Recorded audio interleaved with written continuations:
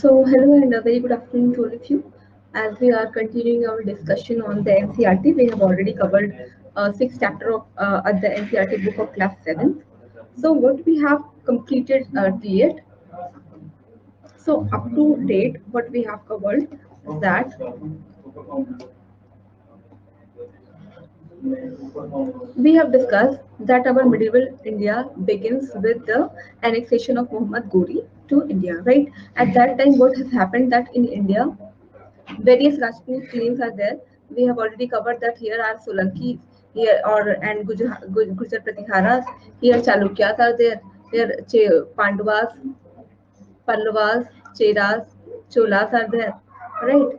In the region of Ajmer and Delhi, we have seen that Chauhans are ruling in this part of the India, and in this part only Muhammad Ghori came and invaded India, right? And he has defeated Prithviraj Chauhan, and it began the establishment of Delhi Sultanate in India. But Muhammad Ghori went back to his place, but his slave named Qutubuddin Aibak established the slave dynasty in India, right? And afterwards, what we have covered that in Delhi Sultanate, we do not only cover the slave dynasty. So what we have seen that in Delhi dynasty, we are Delhi Sultanate.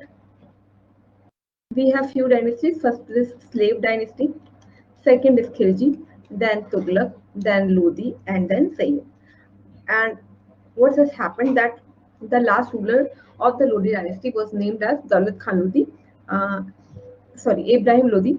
And to defeat Ibrahim Lodi, Daulat Khan Lodi and the Rajput ruler named Rana Sanga has invited India to Babur. And in this phase, Babur came into India and defeated the last ruler of Lodi dynasty named Daulat Khan Lodi and established a new reign, a new dynasty that is known as Mughal dynasty in India.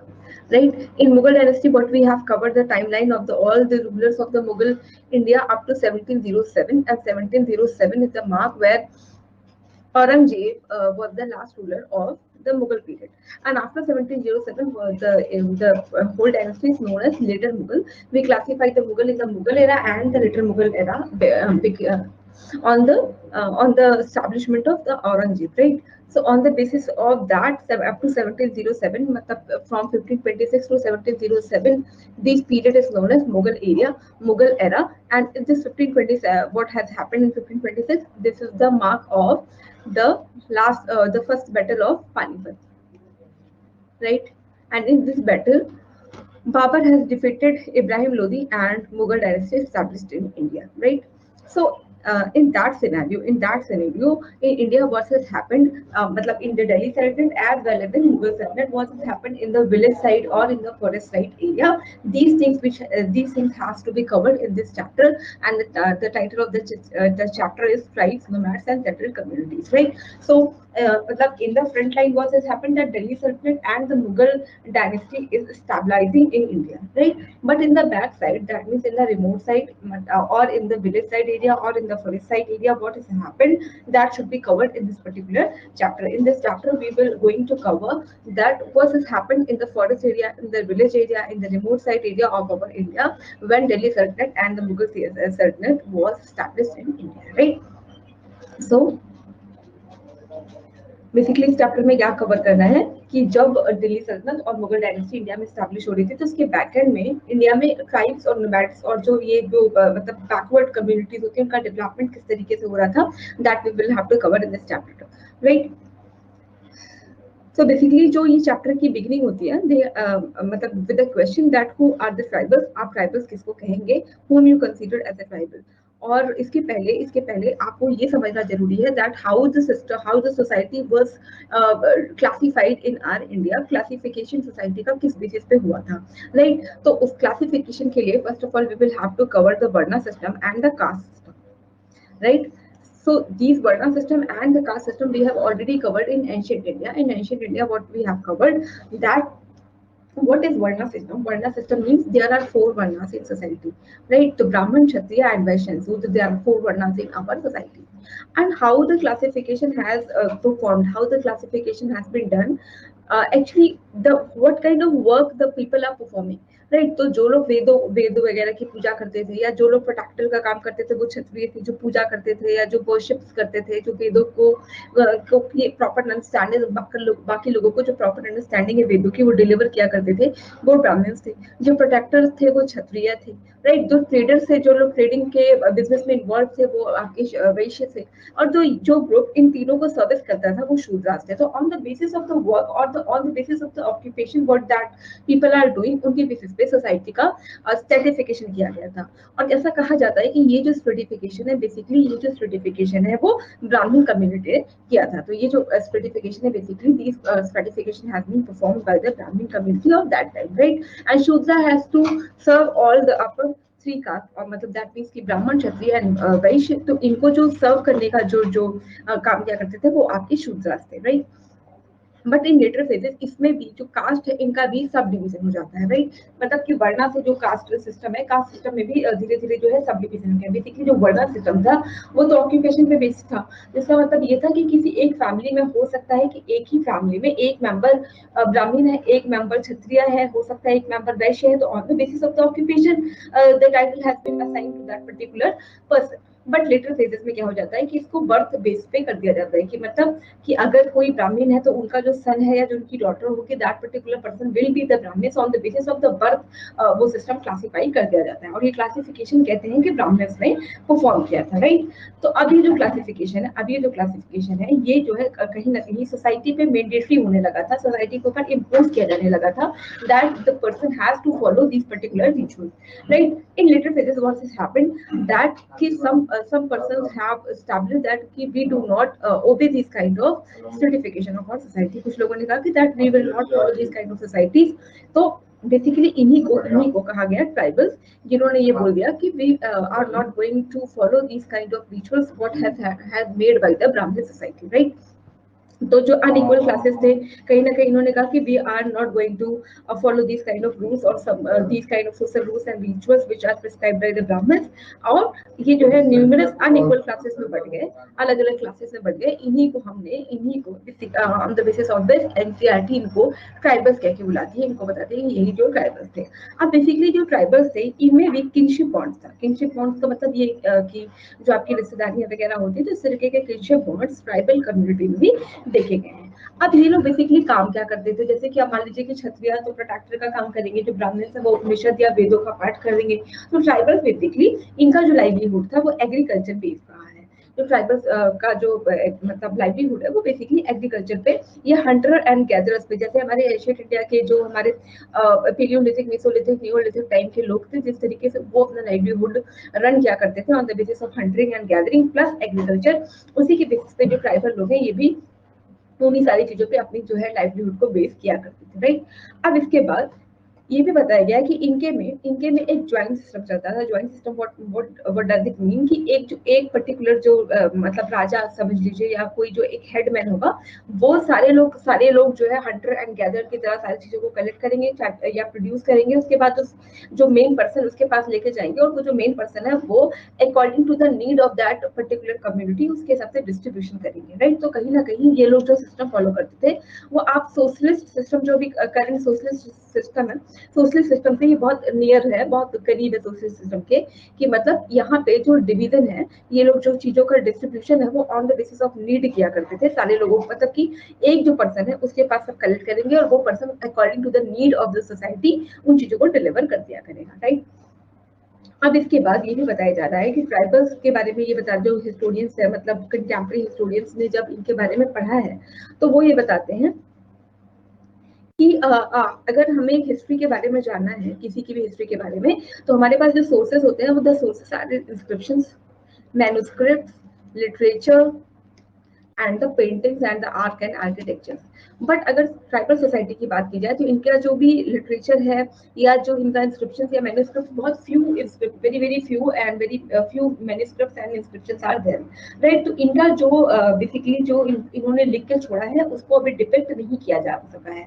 तो अभी इनके बारे में जो भी चीजें हमें पता चलती हैं वो हमारे पास बहुत ज्यादा सोर्सेस नहीं है। और इसके अलावा जो सोर्सेस हैं, दो sources are oral tradition. Oral traditions को ही ट्राइबल सोसाइटी ने बेसिकली फॉलो किया है, इसीलिए आपको इनके बारे में बहुत ज्यादा या बहुत डीप में नॉलेज नहीं मिलती है, राइट।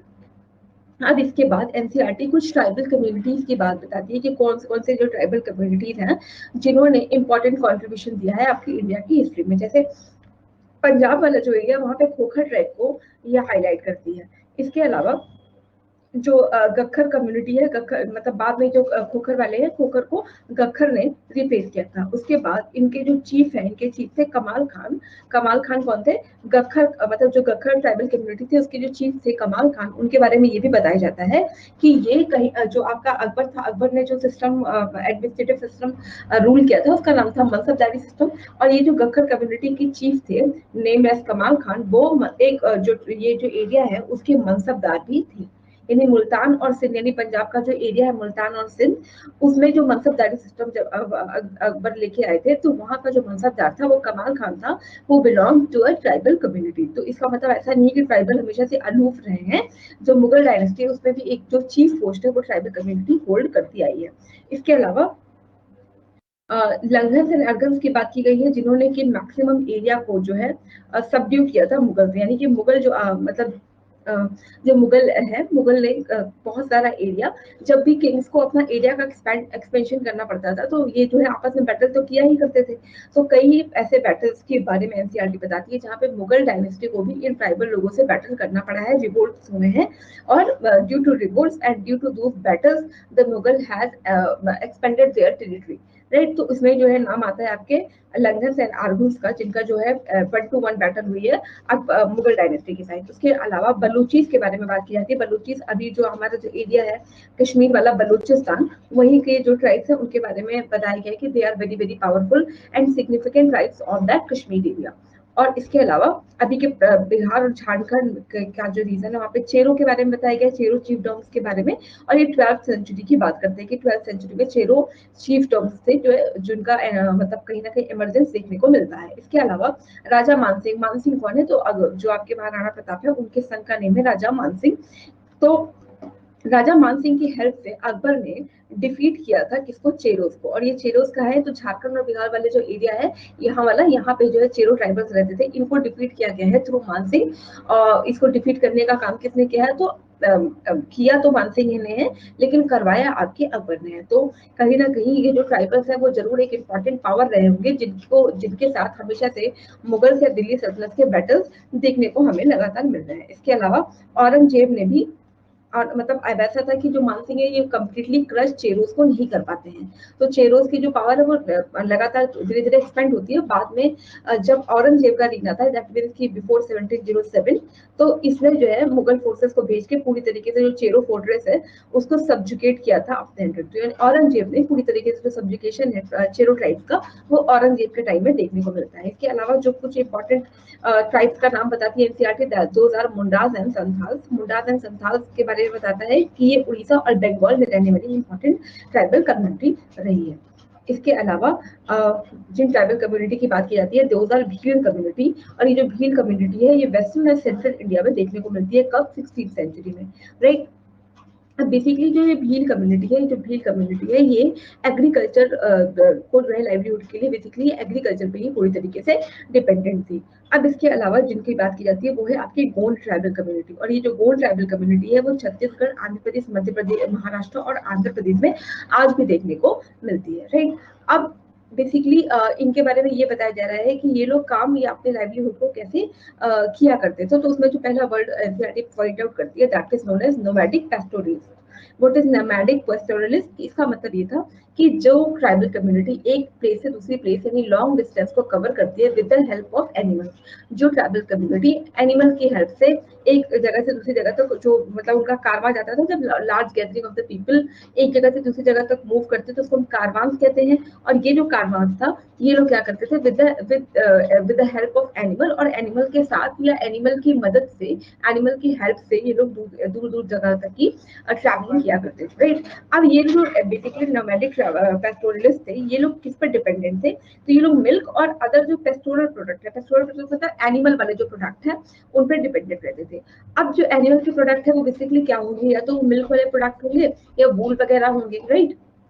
तो ये लोग क्या करते थे कि जो रहने वाले मतलब गांव के लोग थे उनसे क्या करते थे, एक्सचेंज किया करते थे कि जो पेस्टोरल प्रोडक्ट होंगे वो हम आपको देंगे और बदले में जो एग्रीकल्चर प्रोडक्ट होंगे वो हम आपसे लेंगे। तो इनका जो ये कहीं ना कहीं इकोनॉमी है वो किस पे बेस्ड है? बार्टर सिस्टम पे बेस्ड है, राइट।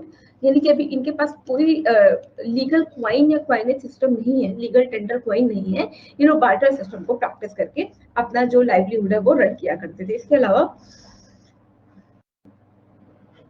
कहीं ना कहीं इन्होंने हेल्प की है ट्रांसपोर्टिंग में, क्योंकि ये जो है एक जगह से दूसरी जगह तक जो जाते थे वो with the help of animal जाया करते थे। तो कहीं ना कहीं ट्रांसपोर्टिंग में इनका जो है हेल्प लिया गया। और ये हेल्प किसने ली है?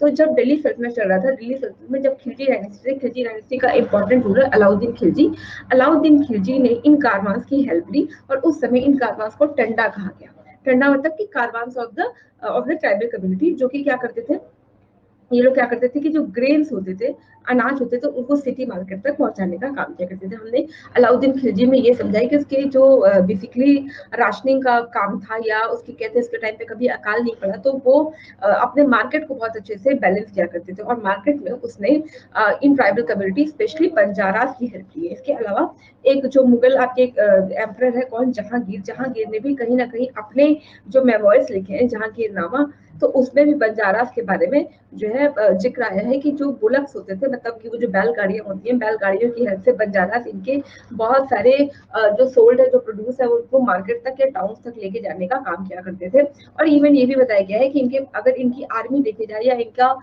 ये देखा जाए कि इनके पास कितने बुलक कार्ड्स हैं, तो अप्रोक्सीमेटली 1 लाख बुलक्स जो है इनके साथ लगे हुए थे, जो कि इनके गुड्स को मार्केट तक या सिटीज तक ले जाने का काम करते थे। अब सोसाइटी में हायरार्की की बात की जाती है कि बेसिकली जो सोसाइटी में हायरार्की या ये जो हायरार्की, सोशल हायरार्की, वो कैसे डेवलप हुई? तो सोशल हायरार्की का अगेन जो सिस्टम है वो वर्ण और कास्ट सिस्टम है। कि पहले जो है सोसाइटी में बेसिकली वर्ण सिस्टम था कि जो जो ऑक्यूपेशन प्रैक्टिस करेगा on that particular occupation what you are practicing, उसके बेसिस पे आपकी जो वर्ण है वो डिसाइड होती थी। तो एक ही फैमिली में हो सकता है कई वर्ण के लोग एक साथ रह रहे हैं, बट लेटर फेजेस में ये on the basis of birth decide करने लगे। तो on the basis of birth जब वर्ण सिस्टम डिसाइड होने लगा, तो यहाँ पे क्या आ गया कि बहुत सारी छोटी छोटी जातियों का इमरजेंस हो गया, कि बहुत सारी जातियों का इमरजेंस इंडिया में देखने को मिलता है। अब इसमें बात की जाती है आपकी कि जब ये जो ट्राइबल कम्युनिटी है वो इम्पोर्टेंट पावर होल्ड करने लगे, कहीं ना कहीं उन्होंने जब बैटल वगैरह की, इनकी जो एक्सपेंशन है, एरिया का जब एक्सपेंशन बढ़ने लगा, तो इन्होंने कहीं ना कहीं अपनी सुप्रीमेसी स्टैब्लिश करने की कोशिश की। लेकिन समाज में, सोसाइटी में वर्ण और कास्ट सिस्टम प्रेवलेंट था। तो जब कास्ट और वर्ण सिस्टम किसी सोसाइटी में प्रेवलेंट था, तो कभी भी कोई भी इनकी जो सत्ता है या जो इनकी अथॉरिटी है उसको लेजिटिमेसी नहीं देगा, है ना। नो वन वांट्स कि जो शूद्र है वो उनको रूल करे। तो कभी भी मतलब ये कहीं ना कहीं जो लोअर स्टेटस में आते थे, इनको जो है रिकॉग्निशन या लेजिटिमेसी नहीं मिल रही थी अथॉरिटी में। अब ऐसे में क्या करेंगे, ऐसे में क्या करेंगे, they want to project themselves as a Rajput, तो so that they can get the legitimacy. तो कहीं ना कहीं अगर इनको लेजिटिमेसी चाहिए थी, तो इनको इनको कहीं ना कहीं क्षत्रियास बनना था, या क्षत्रियों के जो क्लैन है क्षत्रियों में कहीं ना कहीं शामिल होना था। अब क्षत्रियों में शामिल होने के लिए अब उस समय जो कहते हैं कि प्राउड क्षत्रिय थे वो कौन थे? राजपूत थे। तो इनका एक ऐसा मतलब इंक्लिनेशन था कि they will have to become Rajput, उनको राजपूत बनना है। अब इसी में जो कुछ लीनिएजेस के नाम है, जैसे कि हूण, चंदेल, चालुक्य, और ये जो है कहते हैं कि ये लोग भी पहले कहीं ना कहीं ट्राइब्स थे और बाद में धीरे धीरे इन्होंने क्या किया, राजपूत बनने की कोशिश की। अब राजपूत बनने के लिए जो दो तीन मतलब दो बेसिकली चीजों की हेल्प ली गई। जो पहली चीज थी वो थी आपकी यज्ञ, यानी कि जो वैदिक रीति रिवाज है, इसमें क्या है कि इनकी हेल्प की ब्राह्मण्स ने। ब्राह्मण्स जो भी पावरफुल ट्राइब्स बेसिकली रहे, जो पावरफुल ट्राइबल किंगडम्स बनने लगे थे, उनकी जो है हेल्प की ब्राह्मण्स ने उनको ऐसे उपचार बताए, कह लीजिए रेमेडियल सोल्यूशन बताने की कोशिश की। ब्राह्मण्स बेसिकली की मतलब ये जो है ब्राह्मण्स का भी ये था कि मैं एक important Rajpurohit kind of people बन जाऊं महाराज का, और मैं इनको लेजिटिमेसी दे देता हूँ। तो इसके बेसिस पे बहुत सारे यज्ञों का कंसेप्ट आया कि अगर आप राजसूय यज्ञ कर लें या आप अश्वमेध यज्ञ कर लें, तो आप इस जन्म में तो नहीं, पर अगले जन्म में जो नेक्स्ट आपका बर्थ होगा तो यू विल बिकम अ क्षत्रिय। तो ऑन दैट बेसिस बहुत सारे जो ट्राइबल राजा हैं उन्होंने यज्ञों की हेल्प ली। और इसके अलावा दूसरा जो हेल्प थी वो थी आपकी मैट्रिमोनियल अलायंसेस बना के। राइट, मैट्रिमोनियल अलायंसेस मतलब कि कहीं ना कहीं आप किसी राजपूत जो प्रिंसेस है, अगर उससे आपकी मैट्रिमोनियल अलायंस से शादी वगैरह हो जाती है, तो आपको कहीं ना कहीं रिकॉग्निशन मिल जाएगी एज अ क्षत्रिय। तो अगर क्षत्रियों की रिकॉग्निशन मिल गई तो आपको जो सोसाइटी है वो as a protector class accept करने लगेगी। तो दे themselves want to be a protector class, they themselves projected themselves as a क्षत्रिय। तो इसकी जो दो चीजों की हेल्प की गई वो थी आपकी यज्ञ, जिसमें हेल्प की ब्राह्मण्स ने हेल्प की। Right, Brahmins were also attracted towards the wealth so that they can capture the wealth। तो ब्राह्मण्स ने इनकी हेल्प की, इनको बोला कि हम यज्ञ करा देंगे तो आप जो है क्षत्रिय बन जाएंगे। और दूसरा जो हेल्प थी वो उन्होंने मैट्रिमोनियल अलायंसेस की थी, कि अगर हम बहुत सारे मैट्रिमोनियल अलायंसेस इन राजपूत किंगडम्स में या क्षत्रिय से कर ले तो हमारी जो एक्सेप्टेंस है सोसाइटी में वो बढ़ जाएगी। राइट, अब इसमें कुछ कम्युनिटी के बारे में बोला जा रहा है, जिसमें कि सबसे पहले जिसको हाईलाइट किया है वो है द गोंड। गोंड बेसिकली जिस प्रैक्टिस को किया करते थे, जिस एग्रीकल्चर प्रैक्टिस को करते थे, उसको हम कहते हैं शिफ्टिंग कल्टीवेशन। और ये अभी की भी जो ट्राइबल कम्युनिटीज है उनमें भी शिफ्टिंग कल्टीवेशन टेक्निक देखने को मिलती है। व्हाट इज शिफ्टिंग कल्टीवेशन की किसी भी फॉरेस्ट लैंड एरिया को पहले पूरी तरीके से साफ किया जाता है। आफ्टरवर्ड्स इस साफ किए हुए एरिया में ये लोग कल्टीवेशन करते हैं, और जब यहाँ पे कल्टीवेशन हो जाती है तो ये उस पूरे एरिया को छोड़ के किसी और एरिया में चले जाते हैं ना। तो इसको शिफ्टिंग कल्टीवेशन या झूम कल्टीवेशन कहते हैं। तो बेसिकली जो गोल्ड कम्युनिटी थी ये शिफ्टिंग या शिफ्टिंग या झूम कल्टीवेशन किया करती थी।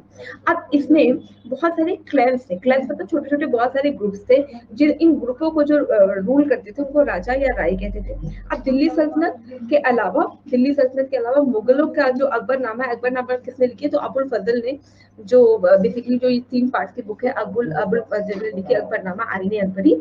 तो इसमें बेसिकली जो गोंड कम्युनिटी है उनका जिक्र आया है, और इसमें ये बताया गया है कि एक इम्पॉर्टेंट गोंड कम्युनिटी रही है मुगलों के टाइम, जिस इम्पॉर्टेंट जो कम्युनिटी है ट्राइबल कम्युनिटी, तो दैट पर्टिकुलर किंगडम गोंड जो कम्युनिटी है उनका जो किंगडम उसका नाम है गढ़ कटंगा। तो गोंड कम्युनिटी का एक इम्पॉर्टेंट किंगडम जिसका नाम है गढ़ कटंगा, उस गढ़ कटंगा में लगभग 70,000 विलेज आते थे। तो सी हाउ पावरफुल दोस्त मतलब गोंड कम्युनिटी या गोंड ट्राइबल्स वर, कि इनके अंडर 70,000 विलेजेस आते थे। अब इसके अलावा इन्होंने क्या किया था कि 84 विलेजेस का मतलब इन 70,000 विलेजेस में भी 84 विलेजेस की छोटी छोटी अलग ग्रुप्स बना दिए गए थे, और इनको हम कहते थे चौरासी। और इसके बाद क्या था कि इन 84 को भी जो डिवीजन है वो मतलब 12-12 जो विलेज होंगे, मतलब कि पहले 12 विलेजेस का भी इनमें से भी क्लासिफिकेशन दिया गया था कि मतलब 12 इस विलेज का एक ग्रुप, फिर 12 विलेज का एक ग्रुप। उन 12-12 विलेजेस के ग्रुप को बरहोस कहते थे। यानी सबसे पहले क्या था आपका बरहोत था, फिर 84 था, और 84 के बाद जो है जो आपकी सेंट्रलाइज पावर थी जिसको रूल कौन करता था, जो मतलब उसको रूल करता था आपका गोंड कम्युनिटी का जो बेसिकली जो किंगडम था जिसका नाम है गढ़ कटंगा। अब ये गढ़ कटंगा जो गोंड कम्युनिटी थी, इन्होंने क्या किया, इन्होंने मैट्रिमोनियल अलायंस बनाया। अलायंस बनाया किसके साथ, जो राजपूत किंगडम था उनके साथ। राइट, तो जब ये मैट्रिमोनियल अलायंस बनी तो गोंड राजा बिकेम नाउ मोर इन्फ्लुएंशियल, क्योंकि इन्होंने किससे शादी कर ली, इन्होंने राजपूत से शादी कर ली। और इसके बाद जो गढ़ कटंगा की आपकी जो प्रिंसेस मतलब महारानी होती है वो बनती है दुर्गावती, जो कि राजपूत प्रिंसेस थी जिनकी मैरिज हुई थी ट्राइबल कम्युनिटी में। और लेटर फेजेस में क्या होता है कि जब अकबर को अपने एरिया का एक्सपेंशन करना था तो वो उस गोंड कम्युनिटी पे अटैक करते हैं, और इसी में गढ़ कटंगा की जो फाइट है वो बिटवीन रानी दुर्गावती और जो मुगल आर्मी है उनके बीच में होती है, और उसके बाद इनका इस पर्टिकुलर कम्युनिटी का, इस पर्टिकुलर ट्राइबल एरिया का एनेक्सेशन मुगल एरिया में कर लिया गया है। अगली जिस कम्युनिटी के बारे में एनसीईआरटी हाईलाइट करती है वो है आपकी Ahom community. Ahom community basically जो प्रेजेंट डे का म्यांमार ब्रह्मपुत्र वाला रीजन है वहाँ पे ये कम्युनिटी देखने को मिलती है। कब? 30th सेंचुरी में, राइट। अब ये लोग बेसिकली ये इनका इमरजेंस कैसे हुआ था कि इन्होंने जो ओल्डर पॉलिटिकल सिस्टम है जिसको भुइयान या लैंडलॉर्ड सिस्टम कहते हैं उसको पर्टिकुलरली रिप्लेस करके ये जो कम्युनिटी है, ये जो ट्राइबल सोसाइटी है, ये पिक्चर में आती है, राइट। अब इसके अलावा इन्होंने एक बहुत बड़ा सा एरिया अपने किंगडम के अंदर, इनका एक बहुत बड़ा सा एरिया आ जाता है, राइट। तो इन्होंने अपने किंगडम का जो एक्सपेंशन बहुत दूर दूर तक किया था। इसके अलावा इन्होंने किस चीज का यूज किया, तो उन्होंने फायर आर्म्स का यूज किया है, गन पाउडर का यूज किया है, कैनन्स का यूज किया है, ताकि ये जो अपनी पावर है इसको एक्सपेंड कर सके। अब इसके अलावा इन्होंने बहुत सारे एरिया में इन्वेजन भी किया था, राइट। तो वो जो इन्वेजन था बेसिकली वो मुगल, क्योंकि उस समय मुगल डायनेस्टी रूल कर रही थी, तो मुगलों से इनका बैटल हुआ है, बहुत सारे इन्वेजन हुआ है मुगल्स के टाइम। तो और ये किसके अंडर हुआ है? मीर जुमला ने बहुत सारे अहोम किंगडम्स पे आक्रमण किया, और बहुत सारे अहोम किंगडम्स ने मुगल उस पर आक्रमण किया ताकि वो अपने एरिया को एक्सपेंड कर सके, राइट। बट धीरे धीरे क्या होता है कि धीरे धीरे जो मुगल पावर है वो यहाँ अहोम डायनेस्टी तक भी पहुंच जाती है, और अहोम डायनेस्टी जो ब्रह्मपुत्र वाला रीजन है वहां तक अपने एरिया को मुगल जो डायनेस्टीज है वो एक्सपेंड करती है। अब उसके बाद इसमें जो कंसेप्ट है वो है पैक का कंसेप्ट, राइट। अहोम कम्युनिटी में एक कंसेप्ट रहा है पैक का कंसेप्ट, और ये पैक का कंसेप्ट यह था कि हर मतलब जो भी पॉपुलेशन है और हर पॉपुलेशन के लिए मैंडेटरी था कि वो लोग they have to serve for their nation और they have to serve for their community. तो सबके लिए बाइंडिंग था कि they will have to serve for their community और फॉर देयर ट्राइबल सोसाइटी। अब वो जो सबको सर्व करना था वो रोटेशन के बेसिस पे था, कि मतलब मान लीजिए कि इस कम्युनिटी में 100 लोगों का 100 फैमिलीज रहती है, तो पहले हर फैमिली का एक एक मेंबर जाएगा और for the tribal community, for that particular community वो वर्क करेंगे। उसके बाद दूसरा मेंबर जाएगा, फिर तीसरा मेंबर जाएगा। इस तरीके से जो हर मेंबर, पूरी सोसाइटी का हर मेंबर कहीं ना कहीं they will have to serve for their tribal society, ठीक है। तो इसको, इस सिस्टम को हम पैक सिस्टम कहते हैं। अब इसके बाद जो अहोम सोसाइटी है वो बहुत सारे खेल्स या क्लेम्स में डिवाइडेड थी, राइट। अब ये जो क्लेम्स में डिवीजन है basically on the basis of occupation, again on the basis of occupation, जैसे कि बहुत सारे लोग आर्टिसियंस थे इसमें इस कम्युनिटी में, राइट। अब ये खेल क्या है, ये जो क्लेन है वो किसको कैसे कहते हैं? एक खेल में बहुत सारे जो विलेजेस हैं, बहुत सारे विलेजेस आते थे। अब इसके बाद जो पीजेंट्स हैं, पीजेंट्स को मतलब the peasants was given land by his village community. उसके बाद जब ये मतलब ये जो पर्टिकुलर लैंड है वो उस पीजेंट के पास आएगा, तो वो वहां से जो भी रेवेन्यू जनरेट होगा उसका एक पर्टिकुलर शेयर किंग को देगा, पर्टिकुलर शेयर दैट मतलब they will have to present towards the king. But आप उनसे उनके लैंड को उनसे ले नहीं सकते थे, छीन नहीं सकते थे without the communities concept, right. यानी कि जो राजा है, जो एम्परर है, they can not snatch that particular land from the peasants, right. अब इनके रिलीजियस सेंटिमेंट्स को देखें तो दे वर्शिप गॉड्स, मतलब ये जो जिन भगवान की पूजा करते थे बेसिकली वो उनके अपने ही ट्राइबल गॉड्स होते थे, उन्हीं के लोग पूजा करते थे। यानी कहीं ना कहीं हिंदुज्म, बुद्धिज्म, जैनिज्म के अलावा जो ट्राइबल गॉड्स का भी कंसेप्ट यहाँ पे देखने को मिलता है। अब क्या इनमें ब्राह्मण्स का इन्फ्लुएंस था?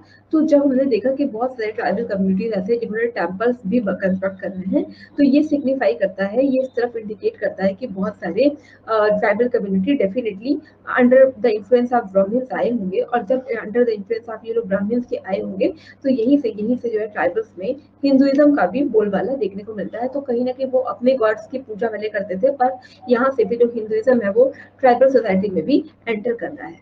अब धीरे धीरे क्या होता है कि Hinduism became the predominant reason of that particular home community, right. लेकिन ऐसा नहीं था कि इन्होंने पूरा जो राइट है या जो पूरा मतलब अपना पूरा डिवोशन या डेडिकेशन हिंदुइज्म को दिया हो, तो ऐसा नहीं है। Although they have practice Hinduism, but they haven't adopted the Hinduism in a fully in a comprehensive manner. ये जरूर है कि इन्होंने हिंदुइज्म को पेट्रोनाइज किया है, बट उसको कम्प्लीटली एक्सेप्ट नहीं किया है, राइट। अब इनके इसके अलावा ये भी एनसीईआरटी बताती है कि these were considered as a sophisticated society. Sophisticated क्योंकि इन्होंने बहुत सारे पोएट्स, स्कॉलर्स, इन सबको लैंड ग्रांट्स भी दी हुई है, और बहुत सारे इंपॉर्टेंट वर्क्स ऑफ संस्कृत का जो है ट्रांसलेशन लोकल लैंग्वेज में किया गया है। मतलब बहुत सारे जो संस्कृत टेक्स्ट रहे हैं उनका भी ट्रांसलेशन किया गया है, किसके थ्रू मतलब किसमें किया गया, तो इन दैट पर्टिकुलर लोकल लैंग्वेज, ताकि जो ट्राइबल कम्युनिटी है वो भी उससे फेमिलियर हो सके। और जो हिस्टोरियन वर्क है बेसिकली इनको बुरंजीज कहते हैं, राइट। राइट। और ये जो गुरंजीज है ये किसने लिखी है? तो पहले first is the Ahom language and then is the Assamese. तो पहले अहोम लैंग्वेज में लिखी गई है, बाद में इसको असमीज में ट्रांसलेट किया गया। तो बेसिकली ये जो चैप्टर है, ये जो चैप्टर इसमें क्या बताया कि जिस समय इंडिया में दिल्ली सल्तनत और मुगल टाइम का इमरजेंसी हुआ था, उस समय बैक एंड में जो ट्राइबल या जो ये कम्युनिटी है, बैकवर्ड कम्युनिटी है, उनका डेवलपमेंट किस तरीके से हुआ है और उनका क्या कॉन्ट्रीब्यूशन है, वो क्या कॉन्ट्रीब्यूशन है, वो हमें इस चैप्टर में बेसिकली देखने को मिलता है। अब जो ये ट्राइबल कम्युनिटी है, इनके बारे में हमने ये पढ़ा कि they are not going to accept, they were not going to accept the Brahminism community. तो ब्राह्मणिज्म कम्युनिटी का जो पर्टिकुलरली वो उन्होंने इम्पोज कर दिया था कि that you should have to follow this particular society on the basis of caste और on the basis of varnas. तो these people are denying that they do not want to follow that particular hierarchy in the society। और इसी के avenge में, इसी के revenge में या एवेंज में कह लीजिए तो एमरजेंस होगा आपके भक्ति मूवमेंट का। जो आपका चैप्टर नंबर 8 है वो कहीं ना कहीं आपके भक्ति मूवमेंट की बात करता है, राइट। तो अगला जो हमारा सेशन होगा, in that particular session we will going to cover the bhakti movement of our मतलब in the India, right. So आज की क्लास में बस यही था। अगली क्लास में will talk about the emergence of भक्ति movement. Have a nice day. Have a very nice day ahead.